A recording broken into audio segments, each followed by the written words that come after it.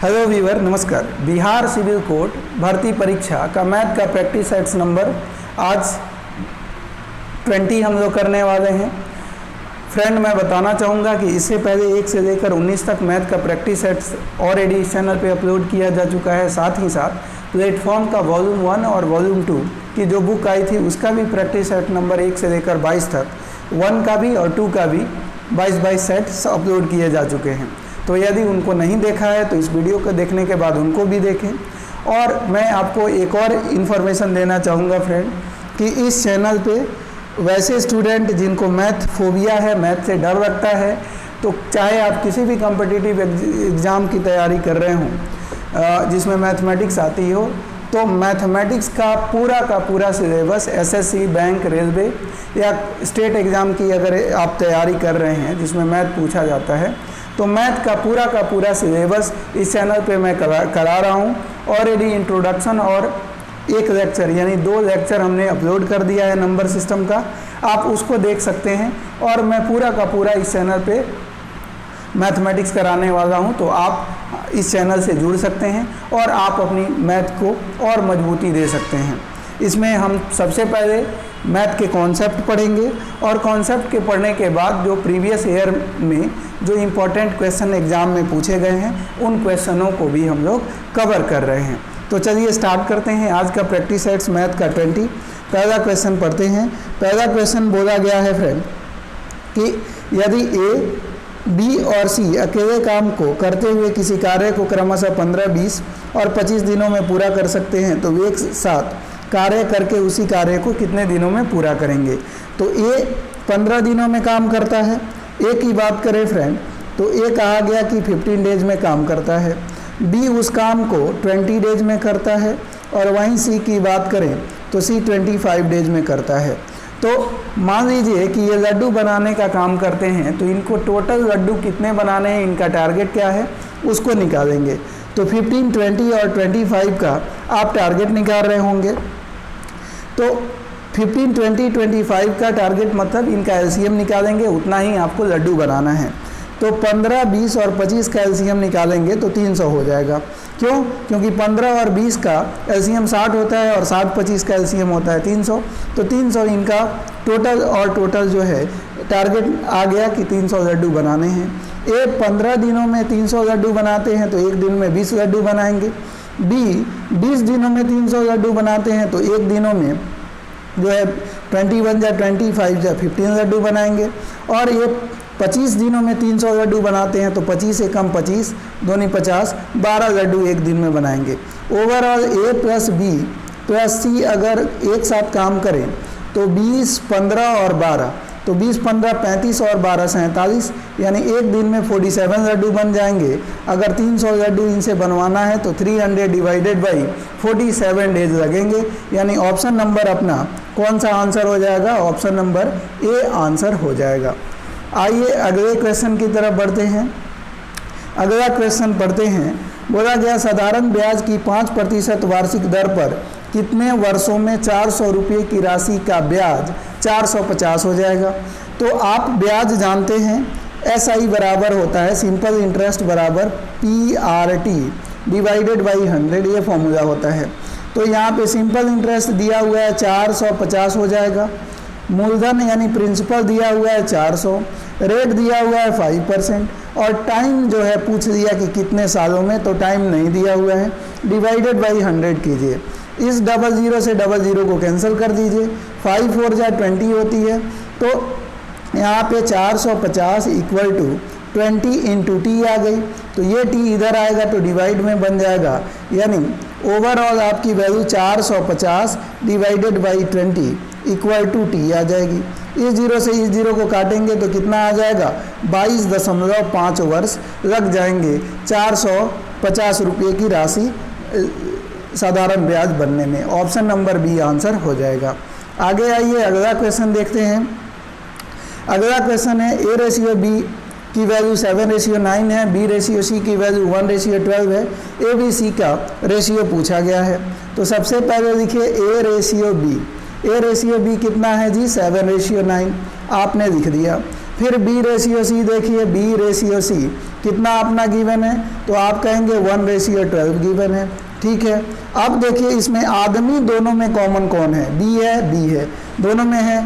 B पहले position पे है तो पहला इसका वैल्यू 1 है, 1 लिख दीजिए। फिर B दूसरे पोजीशन पे है, इनकी वैल्यू 9 है, नीचे 9 लिख दीजिए। अब A/C B/C निकालिए, तो A/B/C यानी 1 से 7 को करेंगे तो मल्टीप्लाई 1 7 जा 7, फिर 1 से 9 को करेंगे तो 1 9 जा 9, 9 से 1 को करेंगे 9 लिख चुके हैं, फिर 9 से 12 को करेंगे तो 108, 9 12 जा 108, तो 7/9/108 आपकी वैल्यू आ जाएगी, जो कि ऑप्शन में बी दिया हुआ है, तो बी आपका A/B/C की वैल्यू हो जाएगी। आइए अगले क्वेश्चन की तरफ बढ़ते हैं। अगला बोला गया है कि इनमें से कौन सा अभाज्य संख्या है। अभाज्य संख्या का मतलब प्राइम नंबर्स हैं। तो प्राइम नंबर्स क्या होते हैं, प्राइम नंबर वह होते हैं जिसके केवल और केवल 2 गुणज होते हैं, 2 फैक्टर होते हैं। जैसे 157 की बात करें तो ये 1 के टेबल में आएगा, नहीं तो 157 के टेबल में आएगा, यानी या तो ये 1 के पहाड़े में आएगा, नहीं तो 157 के पहाड़े में आएगा। तो इसके केवल और केवल 2 ही फैक्टर्स हैं, 2 ही गुणज हैं, तो ये अभाज्य संख्या हो जाएगी। पहला ही आपका आंसर हो जाएगा। चलिए और चेक कर लेते हैं। 1331 है, तो 11 × 11 × 11 आप करेंगे तो 11 का क्यूब होता है ये 1331। तो ये जाहिर सी बात है, 1 के पहाड़े में आएगा, 11 के पहाड़े में आएगा और 1331 के भी पहाड़े में आएगा। तो देखिए 2 से अधिक गुणज है ना इसके, तो इसलिए हमारा ये आंसर नहीं हो सकता। 121 11 के पहाड़े में भी आएगा, 1 के भी पहाड़े में आएगा और 121 के भी पहाड़े में आएगा। क्यों? क्योंकि ये 11 का स्क्वायर है, तो ये भी आपका ऑप्शन नहीं हो सकता। 81 की बात करें तो 1 के पहाड़े में आएगा, फिर 3 के पहाड़े में आएगा, फिर क्योंकि 81 क्या है, 9 × 9 है ना, तो 9 1 के पहाड़े में भी आएगा, 3 के पहाड़े में भी आएगा, 9 के भी पहाड़े में आएगा, 81 के भी पहाड़े में आएगा, तो बहुत सारे ये टेबल में आ जाएगा। इसलिए हम कहेंगे, आप कहेंगे कि 81 भी आपका अभाज्य संख्या नहीं है, तो ऑप्शन नंबर ए ही बचता है, तो यही आपका आंसर हो जाएगा। क्लियर हो गई? आगे आइए। अगला क्वेश्चन क्या बोला गया, पढ़ते हैं। कहा गया यदि कोई रेलगाड़ी 42 किलोमीटर/आवर की चाल से चलती है तो यह एक निश्चित दूरी को 45 मिनट में तय करती है। इस यात्रा में लगने वाले समय को घटाकर 35 मिनट करने के लिए रेलगाड़ी को किस चाल पर चलाया जाना चाहिए। तो सबसे पहले तो यही देखिए कि रेलगाड़ी की स्पीड है 42 किलोमीटर प्रति घंटा, ठीक है, और वो 45 मिनट चलती है। तो एक बात बताइए, अगर 42 किलोमीटर प्रति घंटा स्पीड है, कितनी है, 42 किलोमीटर कहा गया है कि इसकी स्पीड है 42 किलोमीटर प्रति घंटा। आप जानते हैं कि speed into time equal to क्या होती है, डिस्टेंस होती है। चाल इंटू समय बराबर दूरी। तो चाल कितना है 42 किलोमीटर/आवर, समय कितना है 45 मिनट। 45 मिनट को घंटे में बदलेंगे तो ध्यान रखिएगा 60, 1 घंटे में 60 मिनट होता है, तो 60 से डिवाइड करेंगे तो 15 × 45 और 15 × 60। ओवरऑल स्पीड आ गई 42। स्पीड कितनी आई दोस्तों, तो 42 किलोमीटर। हम यहाँ पे लिख रहे हैं स्पीड है 42 और घंटा है 3/4 घंटा। तो चाल गुना समय बराबर दूरी हो गई। ये कितना क्या है अपना, ये अपना दूरी है। अब इस दूरी को कह रहा है 35 मिनट में तय करना है। कितने मिनट में तय करना है, तो इस दूरी को इन्होंने कहा 35 मिनट में तय करना है। तो ऊपर दूरी है, नीचे समय है, तो दूरी बटा समय, दूरी बटा समय बराबर क्या होता है, चाल होता है। तो स्पीड आ जाएगी। अब समय 35 मिनट है, तो इसको घंटे में बदलेंगे तो क्या करेंगे, 60 से डिवाइड कर रहे होंगे, तो यहाँ से 60 से डिवाइड कीजिए, क्या हो जाएगा 5 से अगर हम कैंसिल करेंगे इनको तो 5 7 जा और 5 12 जा, यही होगी ना। तो ये आपका क्या आ गया, चाल आ गया। तो देखिए इसको बस सॉल्व करना है। ऊपर मैं सॉल्व इसको करूँगा, ध्यान से देखिए दोस्तों। यहाँ पे अपना वैल्यू क्या है ऊपर देखते हैं। ये यहाँ पे वैल्यू दिया हुआ है 42 × 3/4 और ये डिवाइड है 7/12, तो इंटू लिखेंगे और 12/7 लिख देंगे। मतलब डिवाइड को इंटू लिखा, उल्टा किया तो 12/7 7/12 हो जाएगा। तो 7 से अगर इसको काटेंगे तो 6 दफ़ा चला जाएगा, 4 3 जा 12। तो यहाँ पे 6 3 जा 18 3 जा कितना होता है 54 किलोमीटर पर आवर। आपकी स्पीड कितनी आ गई 54 kilometre per hour. Option number C answer हो जाएगा। क्लियर, आगे बढ़ते हैं। अगला क्वेश्चन अपना क्या है उसको देख लेते हैं। नेक्स्ट क्वेश्चन है जी, यहाँ पे ध्यान दीजिएगा फ्रेंड, क्या बोला गया पहले क्वेश्चन पढ़ते हैं। देखिए 13 का क्यूब माइनस 4 का cube divided by 13 minus 8 divided by 2 divided by 8 minus यहाँ पे कर्ली ब्रैकेट है और 2 + 6 × 9 है। तो सबसे पहले कर्ली ब्रैकेट को सॉल्व करते हैं। तो 9 6 जा 54 और 2 कितना होता है 56 हो गई। अब यहाँ माइनस है, माइनस लिख दीजिए। अब इनको सॉल्व कीजिए। तो 13 का क्यूब कितना होता है, तो 13 का स्क्वायर आपको 169 पता होगा। फिर 13 से इसको मल्टीप्लाई कर दीजिए तो 13 9 117, 11 कैरी हो गई और 13 6 78 और 10 88 और 1 89, 8 कैरी और 13 1 13 और 8 कितना होता है 2197। 13 का क्यूब होता है। तो हमने 13 का क्यूब में से 4 का क्यूब 64 होता है, माइनस कर लीजिए। तो 7 में से 4 गया 3, 9 में से 6 गया 3, 2133 ये आ गई। कितनी आ गई 2133। तो ऊपर 2133 आ गई और नीचे देखिए ये 13 है, 2 से इसको काटिए तो 2 चौक 8, 13 में से 4 गया 9, यहाँ 9 आ गया। और फिर यहाँ पे डिवाइड है तो डिवाइड को मल्टीप्लाई कीजिए, यहाँ 1 होता है तो उल्टा, क्योंकि डिवाइड का उल्टा कर रहा हूँ तो ये जो फ्रैक्शन है 1/8 हो जाएगा ये। बस इतना, इधर माइनस है 56 लिख लीजिए, इसको सॉल्व कीजिए। तो यहाँ देखिए ज़रा, ये नीचे 1 होता है। पहले तो इसको देखिए 8 9 कितना होता है 72 और यहाँ पे 2133 कितना है जी 2133। तो यहाँ देखिए 2133 में लिखूँगा, इसे इसको मल्टीप्लाई करके लिख रहा हूँ और 2133 माइनस 56 डिवाइडेड बाई 1 लिखूँगा। अब 72 को तो एज इट इज़ मैं लिखने वाला हूँ, ठीक है। तो 2133 पे कोई फ़र्क नहीं पड़ेगा, 2133 आप एज इट इज़ लिखिए और 1 × 72 तो 56 × 72 करना पड़ेगा। तो 56 से अगर 72 को आप करेंगे तो आप क्या लिख सकते हैं 70 + 2 से मल्टीप्लाई कीजिए। तो जैसे मल्टीप्लाई करेंगे 7 6 42, 7 5 35 और 4 39, ये हो गई 3920। फिर 112 को और जोड़ना है तो 3900 में 100 जोड़ेंगे 4000 और 20 में 12 4032 हो जाएगी। तो इसमें से 4032 को माइनस कीजिए। तो अब देखिए 4032 को माइनस करेंगे तो 2 में से, यहाँ से देखिएगा मैं माइनस कर रहा हूँ, 12 में से 3 गया कितना आया 9। फिर यहाँ पे क्या बचा 2 यानी 12 में से 3 गया 9। फिर यहाँ पे 9 में से 1 गया 8। फिर आपका यहाँ 3 में से 2 गया 1, 1899 आ गई। और नीचे क्या है 72 है। ये देखिए ये बड़ा था ये छोटा है तो ये ऊपर माइनस का साइन आ जाएगा। अब देखिए ये 9 से ये भी कट जाएंगे, 9 8 जा 72, 9 2 जा 18, 9 1 जा 9, 9 1 जा 9, यानी ओवरऑल 211 डिवाइडेड बाई 8 माइनस में। तो ऑप्शन नंबर देखिए कौन सा है, ऑप्शन नंबर सी आंसर है। तो आपका सी आंसर हो जाएगा।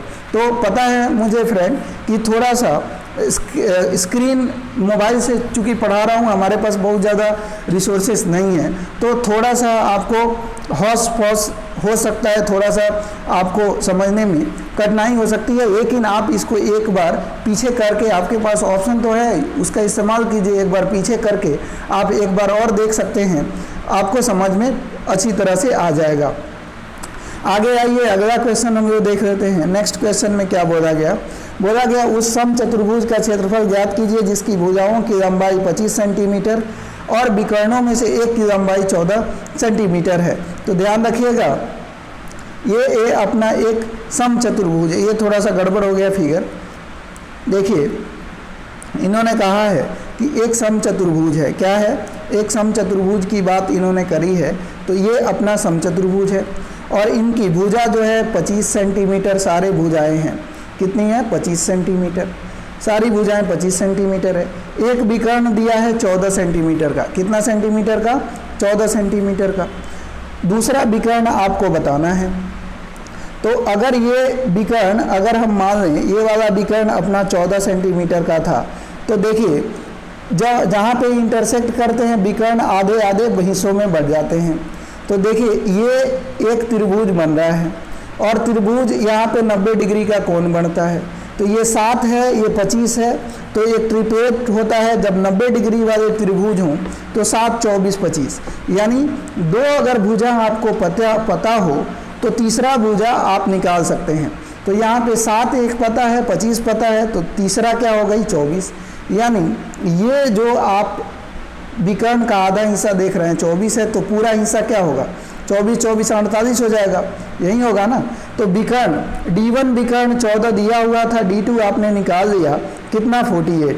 अब समचतुर्भुज का क्षेत्रफल बराबर होता है, क्षेत्रफल एरिया बराबर, एरिया इक्वल टू होती है फ्रेंड, ध्यान रखिएगा, होता है हाफ, और D1 इंटू D2 होता है, क्या होता है हाफ D1 इंटू D2 होता है, ये एरिया निकालने का फॉर्मूला।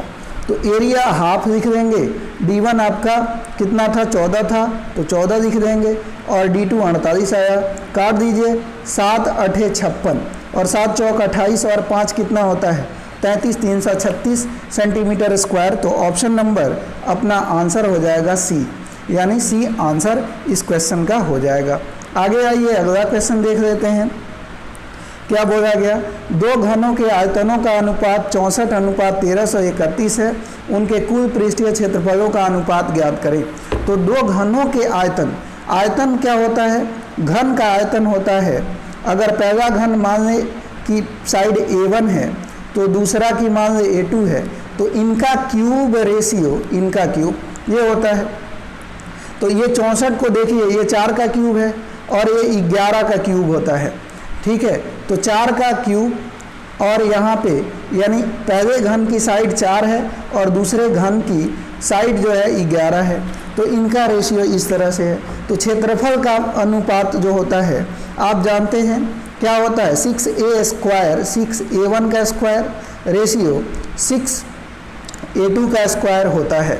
तो ये देखिए 6 से तो कट गया, ये कितना है 4, तो 4 का स्क्वायर कितना होगा 16, और 11 का स्क्वायर कितना होता है 121, यही होता है। तो 16 रेशियो 121 आपकी वैल्यू हो जाएगी, यानी ऑप्शन नंबर हमारा आंसर कौन सा होने वाला है, बी होने वाला है। आइए अगला क्वेश्चन देख लेते हैं। अगला क्वेश्चन बोला गया 2 संख्याओं का LCM 721 है, उन संख्याओं का अनुपात 1:7 है, तो संख्याओं का योग बताइए। तो पहली संख्या हमने मान लिया 1x है और दूसरी संख्या मान लिया 7x है। तो किसी भी संख्या का LCM कैसे निकालते हैं दोस्तों, LCM इक्वल टू हो जाता है, पहली संख्या को प्राइम नंबर में तोड़ते हैं तो 1 इंटू एक्स, दूसरी संख्या को प्राइम नंबर में तोड़ेंगे तो 7 इंटू एक्स। तो देखिए हाईएस्ट पावर लेते हैं, तो 1 की हाईएस्ट पावर 1 ही है, 1 लिख लीजिए। x की हाईएस्ट पावर यहाँ पे भी सेम है, यहाँ पे भी, तो कोई एक ले लीजिए, और 7 एक ही बार है तो 7 ले लीजिए। ये आपका LCM बन गया। और LCM यहाँ पे आप देख सकते हैं कि 721 दिया हुआ है, तो LCM के बदले में आप 721 यहाँ लिख सकते हैं। अब ये 7 को जब इधर भेजेंगे तो इंटू में है तो डिवाइड हो जाएगा, तो यहाँ डिवाइड हो जाएगा, तो यहाँ पे x बच जाएगा। तो x की वैल्यू 7 1 जा 7, 7 3 जा 21, यानी x की वैल्यू 103। तो पहला नंबर x था तो 103, और दूसरा नंबर 103 इंटू 7 यानी 721। तो 103 और 721 को वो पूछा था इनका सम कितना होगा, तो 824 इनका सम हो जाएगा, जो कि अपना आंसर कौन सा है, ऑप्शन नंबर बी है, तो बी आंसर हो जाएगा। क्लियर, आगे बढ़िए, अगले क्वेश्चन की तरफ बढ़ते हैं। क्या बोला गया देखते हैं। ए बी के मुकाबले दोगुनी तेजी से कार्य करता है, यदि दोनों मिलकर किसी कार्य को 12 दिन में करते हैं तो बी अकेले उस कार्य को कितने दिनों में पूरा करेगा। तो देखिए ए मान लीजिए और बी, तो कहा गया कि ए बी के मुकाबले दोगुनी तेजी से काम करता है। बी एक लड्डू बनाता है तो दोगुना वो काम करता है इनसे, तो वो 2 लड्डू बनाएगा। तो ए और बी दोनों मिलकर एक दिन में 3 लड्डू बनाएंगे। 12 दिन में कहा गया काम पूरा कर लेते हैं, यानी 36 लड्डू बनाने का काम है। तो बी एक दिन में 1 लड्डू बनाता है, तो 36 लड्डू बनाने का काम दे देंगे। तो ये कितने दिनों में करेगा? तो 36 दिनों में करेगा। तो ऑप्शन नंबर सी आंसर हो जाएगा। क्लियर? आगे आइए, अगला क्वेश्चन क्या बोला गया, पढ़ते हैं। बोला गया यदि 7 होल 8/9 को मिश्रित भिन्न में परिवर्तित किया जाए और उसका अंश 70 + x हो तो x का मान बताइए। तो यहाँ देखिए हम क्या करते हैं, 7 होल 8/9 है, इसको कैसे सॉल्व करेंगे? तो 9 × 7 में 8 को जोड़ते हैं, तो 9 × 7 = 63, 8 कितना होता है? 71/9 हो गई। तो इन्होंने कहा है कि अंश ऊपर वाले को बोलते हैं, तो 70 + x वो अंश बोल रहे हैं। तो ये 70 में आखिर क्या जोड़ें कि यहाँ पे 71 आ जाए? तो 1 जोड़ेंगे, 70 और 1 71, तो x की मान 1 आ जाएगी, वही पूछा था। तो 1 आपका आंसर ऑप्शन नंबर सी हो जाएगा। आगे बढ़िए, अगला क्वेश्चन देख लेते हैं। अवरोही क्रम में इनको लिखना है, ये कुछ भिन्न दिए गए हैं। तो सबसे पहले हम 5, 3 और 7 का एलसीएम निकाल देंगे। 5, 3, 7 का एलसीएम निकालेंगे। तो देखिए 5 और 3 और 7 का एलसीएम कितना होता है? 21 और इंटू 5, यानी ये 105 इनका एलसीएम हो जाएगा। इनका एलसीएम कितना हो जाएगा? 105 एलसीएम हो जाएगा। तो एलसीएम अगर 105 हो गई दोस्तों, ध्यान रखिएगा, एलसीएम हमने निकाल दिया 105। क्या निकाला? 105 इनका एलसीएम निकाल दिया, तो हम 105 यहाँ लिख देंगे। अब 5 के पहाड़े में 105 कितनी बार में आती है? 21 बार में, तो 21 दूनी 42, पहली संख्या 42 है। 3 के पहाड़े में 105 कितनी बार आती है? तो 3 × 9, 3 × 5 = 35 बार में ये आएगी। फिर 7 के पहाड़े में 105, 7 × 7 और 7 × 5 = 35, यानी 7 × 7 3 और 7 × 5 = 35, 15 × 3 = 45। तो यहाँ पे सब अवरोही क्रम का मतलब होता है सबसे बड़ा। सबसे बड़ा यानी लास्ट वाला कौन सा है? 3/7। तो ये 3/7 है नहीं, ये 3/7 ना तो ये है ना तो ये है। 3/7 ये या तो बी और नहीं तो डी। फिर उसके बाद 42 यानी पहले वाला 2/5। तो 2/5 किस में है? बी वाले में है, तो बी वाला आपका आंसर हो जाएगा। क्लियर? आगे बढ़िए, अगला क्वेश्चन देख लेते हैं। इन्होंने बोला कि यदि ABC त्रिभुज ABC पर C समकोण है जहां CD परपेंडिकुलर है AB पर, A 55 डिग्री है, ACD का मान बताइए। तो चलिए हम एक ट्रायंगल बनाते हैं कुछ इस तरह से। ये ट्रायंगल है A, ये B, ACD। उसने कहा है कि A जो है, इन्होंने कहा है कि AC है और ये D है। C पे 90 डिग्री का एंगल बना हुआ है, समकोण ये त्रिभुज है, समकोण एंगल है ये वाला। A है 55 डिग्री। A कितना है जी? इन्होंने कहा कि A की वैल्यू है 55 डिग्री। अब कहा गया C से AD पर एक परपेंडिकुलर डाला जाता है, लंब डाला जाता है, तो लंब 90 डिग्री का होता है। तो यहाँ पे आप जरा देखिए, ये 90 डिग्री, एक 90 डिग्री। दूसरे की बात करें तो पहला है अपना 90 डिग्री, दूसरा है 55 डिग्री। तो 9, 5, 14, 145 डिग्री में कितना जोड़ेंगे कि 180 डिग्री आएगा? तो 35 डिग्री जोड़ रहे होंगे। तो इसका मतलब तीसरा जो एंगल था ये वाला, ये कितना है? 35 डिग्री का है। कितने डिग्री का है? 35 डिग्री का। अब इन्होंने क्या पूछा है आपसे? ACD बताइए। ACD यानी किसको पूछ रहे हैं? ये वाले की वैल्यू आपको बतानी है। ये D है, ठीक।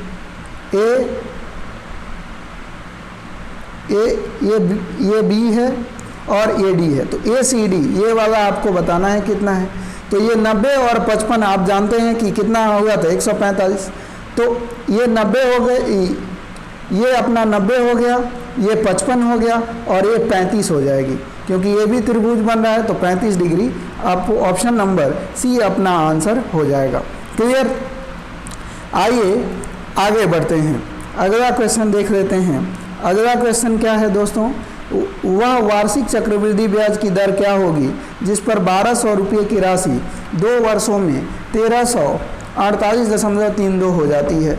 तो अगर हम 1200 रुपये लिखें, 1200 रुपये की राशि है, रेट हमको नहीं पता है, तो अगर हम 7% 1200 रुपया है, कितना है अपना, ये 1200 है, तो 2 वर्ष में ये कितना हो जाएगी, तो 1200 तो अभी है, फिर 1200 का पहले 7% निकाल दीजिए, तो 1200 पहले 7% से हम देख लेते हैं, तो कितना 1200 × 84, तो 1200 पहले था, 84 और जोड़ गया, 1284 हो गई।